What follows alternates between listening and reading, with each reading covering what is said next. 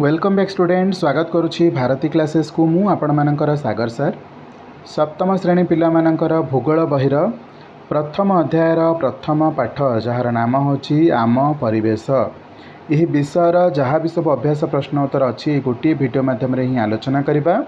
तो वीडियोटी को आरंभ शेष पर्यंत निहाती भाव में देखिए। जदि चैनल सहित आपण मैंने जोड़ी होना एवं ही चैनल को सब्सक्राइब करनी निज सांग मान सहित यह वीडियो को बहुत मात्रा शेयर करनी। वीडियो को शेष पर्यंत देखो। वीडियो भल लगे लाइक करेंगे, कमेंट सेक्शन में जनइबे आपण को परवर्ती वीडियो रे क्यों विषय क्वेश्चन आंसर आलोचना करिवार अछि। ध्यान रखिए प्रथम अध्याय भितर तीनोटी पाठ अच्छी आम ए प्रथम पाठर आलोचना करुछंती। ओके तो विलंब करबानी सीधा सड़क अभ्यास प्रश्न उत्तर को जिबा। प्रथम प्रश्न कौन पचारछि ना परिसंस्था कौन अटे। तो उत्तर लिखिबा परिवेश रे थिबा समस्त प्राणी उद्भिद और मनुष्यंकर परस्पर सहित तथा सेमानंकर परिवेश सहित गढ़ी उठिथिबा निर्भरशीलतारू परिसंस्था सृष्टि हुए। जड़े जनक उपरे निर्भरशील अटंती। प्राणीटे उद्भिद उपरे, उद्भिद मध्य प्राणी उपरे, मनुष्य उद्भिद सहित उद्भिद मनुष्य मानक उपरे संपूर्ण भाव में निर्भरशील रही सेटा को ही परिसंस्था कहा जाए। नेक्स्ट यह को आउ कौन लिखिपर ना अरण्य, चारणभूमि, मरुभूमि, पर्वत, ह्रद, नदी आदि रे गोटे गोटे परिसंस्था थाए। बुझीगला।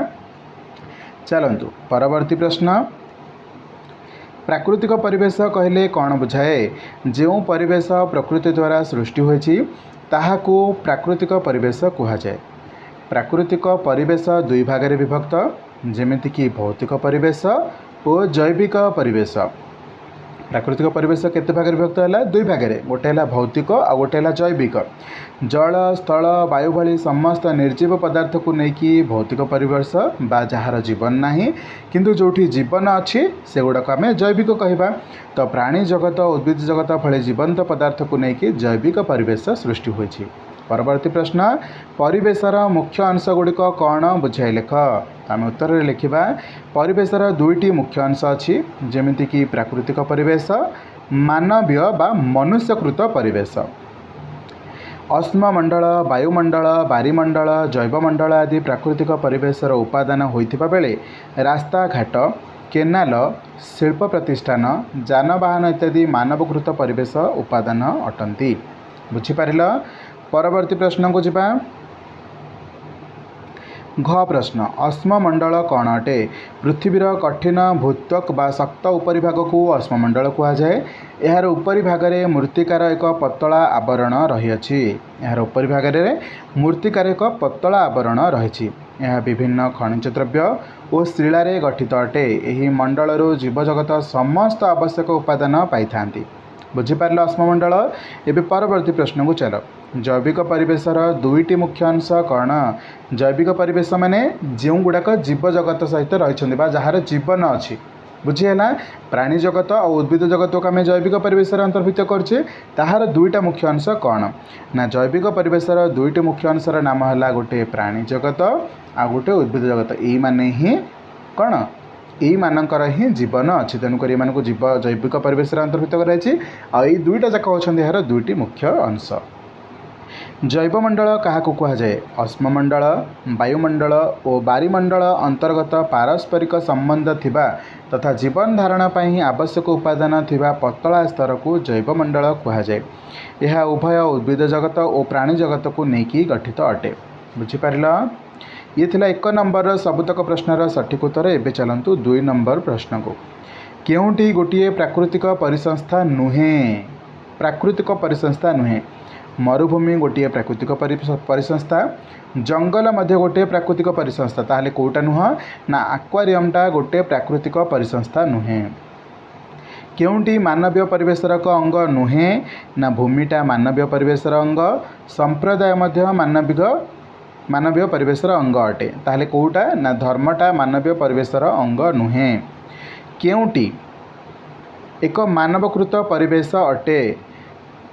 तो आम लिखिपर समुद्र मानवकृत नुह कि पर्वत मानवकृत नुह। ताहले कोटा हम ना रास्ता घाट होची मानवकृत परिवेश। यहाँ मानव बा मनुष्य निजे बनई।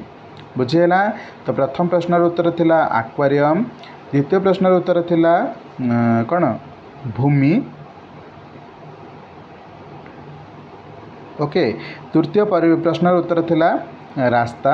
एबे चतुर्थ प्रश्न को जीवा केउंटी परिवेश निमंते विपद अटे ना बढ़ुथिबा उद्भिद परिवेश पे विपद नुहंती बढ़ुथिबा जनसंख्याटा परिवेश पे विपद अटे बढ़ुथिबा शस्य विपद नुहे। तो आमे कौन लिखिपर ये सठिक उत्तर कौन हम ना बढ़ुथिबा जनसंख्या। 2 नंबर प्रश्नटी को आउ थे आलोचना कर मत लगुच मु धर्म उत्तर देती एबे भूल हम केउंटी मानवीय परिवेशर एक अंग नुहे भूमिटा मानवीय परिवेशर एक अंग नुहे मानवीय परिवेश भितर धर्म जाउछि संप्रदाय मध्य जाउछि किंतु भूमिटा कौन मानव परिवेश भितर जाउछि बा मानव परिवेशर अंग भितर जाउछि नाई ना।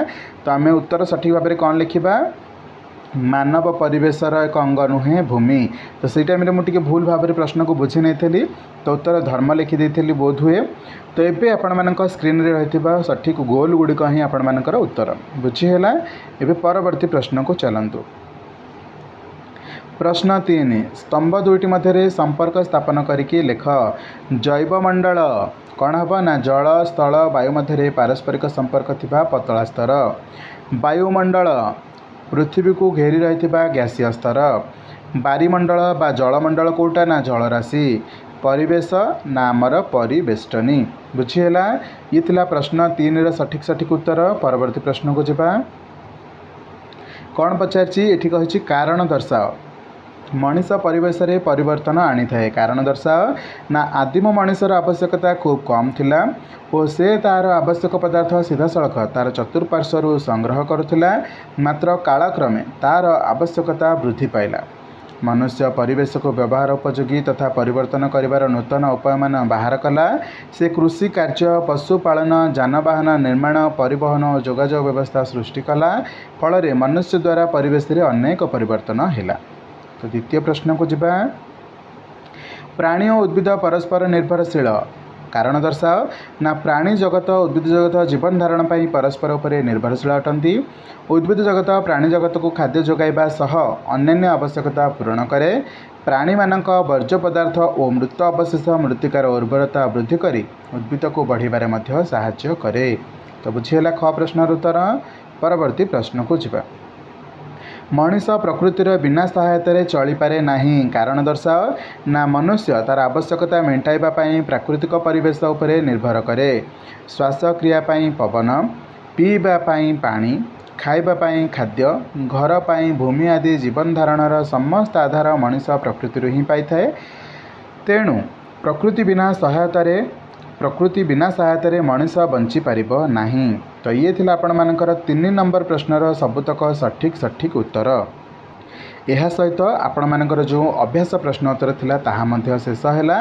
तो यार परवर्ती वीडियो रे केउ विषय को आलोचना करी कमेंट सेक्शन में निश्चित भाव में जनइबे किंतु ता पूर्व वीडियो जदि भल लगी वीडियो को लाइक करेंगे जीवा पूर्व चैनल को सब्सक्राइब करेंगे निज भल सांग मानक सहित वीडियो को निहाती भाव में शेयर करेंगे ओके ताकि आपण सहित आपण सांग आम चैनल सहित जोड़ी हुंतु।